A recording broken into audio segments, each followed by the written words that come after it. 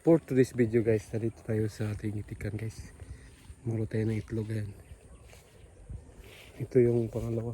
Grabe sakripisyo natin guys. Kasi sobrang init na yung natin itik. Nilagay tayo ng tubig doon. Sa kanila hindi ko na dinisturbo guys. Dito tayo sa kabila.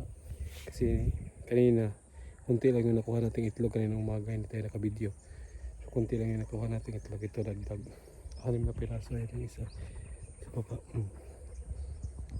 So ito yung update natin. Matagal din tayo nawala kasi pumunta tayo ng out of town tayo guys. Yung boses ko nga parang nagbibinata na.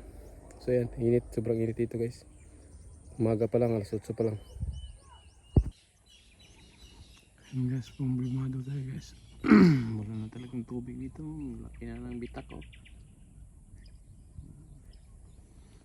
Tingnan natin. Natira na lang natin ng tubig dito. Yan yung sitwasyon dito guys. Isang buwan na mahigit walang ulan. Hapon na ngayon. Paano nga, sunset na. Tada!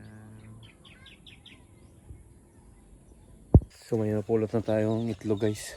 Isa. Oh. No. Bagong itlog pa lang yan. Ayan masa-masa pa Yan di ba? Bagong itlog pa yan.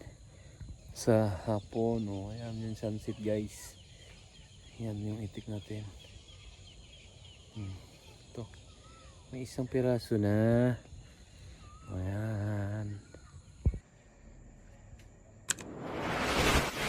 Paldo yung itlog natin. Walang buyer. 1, 2, 3, 4, 5, 6, 7, 8, 9, 10, 11, 12. 12. Palito na tanan.